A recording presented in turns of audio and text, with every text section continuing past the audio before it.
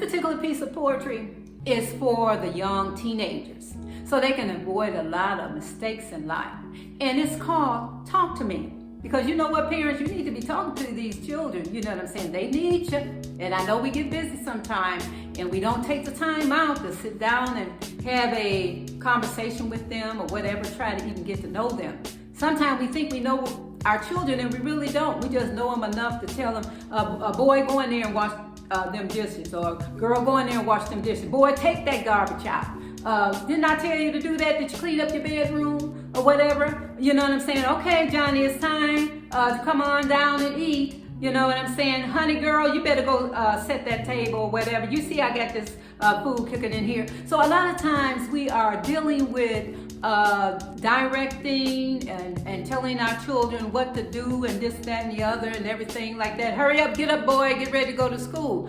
But we are not talking about them about a lot of the important things that we need to talk to them about is that they're growing up and we need to talk to them about some life things. You know what I'm saying? We need to be starting to talk to them when they get to be teenagers a little bit before about avoiding toxic relationships. But anyway, this particular piece of poetry is not only for the teenager, but it's also for the parents to try to let parents know, look, you need to be talking to these kids. You know what I'm saying? Sometimes you need to have that powwow talk, you know, get your kids and get them all around the table, or y'all can sit on the floor in the living room or whatever, throw some pillows around, you know, turn on the fireplace and get to talking to these kids and find out who they are, because we got so many parents and we had these kids, you know, you don't really know the kids, and be honest, the kids don't really know you, because guess what? Y'all don't have no talks, y'all don't have no conversations at all, and y'all don't even know each other. So anyway, this piece of poetry is called Talk to Me.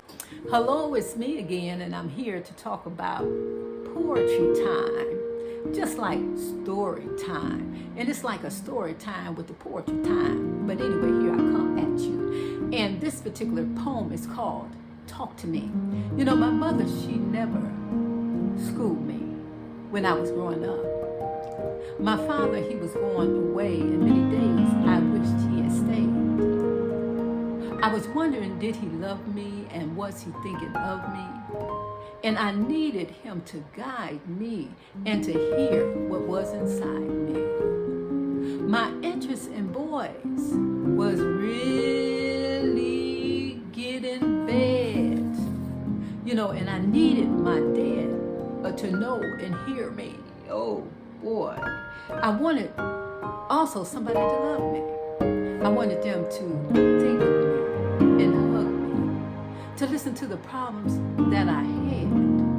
Again, that peer pressure about them boys was getting really bad. But my mother, she always pushed me away, and she said, girl, go out and play. Can't you see I'm busy here, that I don't have time to listen, dear? But where had my daddy gone?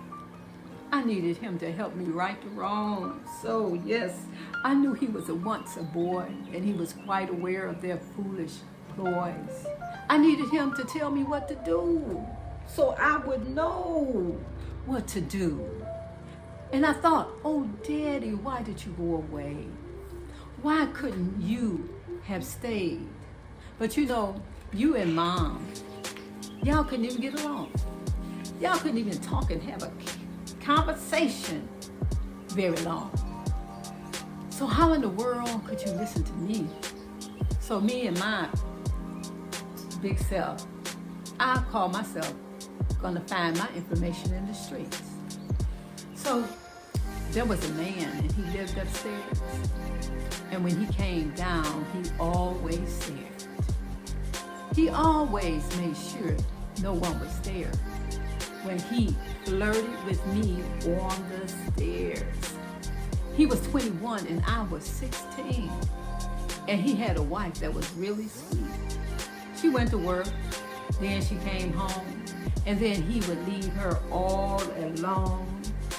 And I often wondered where he went. And here I am thinking of him every now and then. And he, with his old self, would say, can I have some of that? And my reply was, no way, Jack. the things he was saying sort of stuck in my mind. Ooh. And it was sort of turning me on. And I kind of did want to speak to Mom about this, but I always thought about she didn't have time for it. She only had time for her friends, the phone, and the TV, and not enough time for me. And some days he would try to feel my behind, and then he would try to touch my legs and my thighs. And he even tried to steal a kiss when I was outside hanging clothes on the line. I'm telling you, Jesus. Ooh, he would say, let's meet down the street. And then I would say, no, sorry, sweet. But inside, I really wanted to go. There was something inside of me that said, no. But I really thought that he cared for me, honey, especially. That day he kissed me under the chestnut tree. And guess what?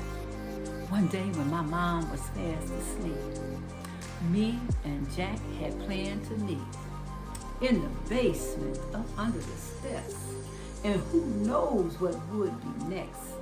I'm telling you, we kissed and we rolled around. And that's when the feelings of love started coming down. And I said, wait a minute, you hold on, Jack.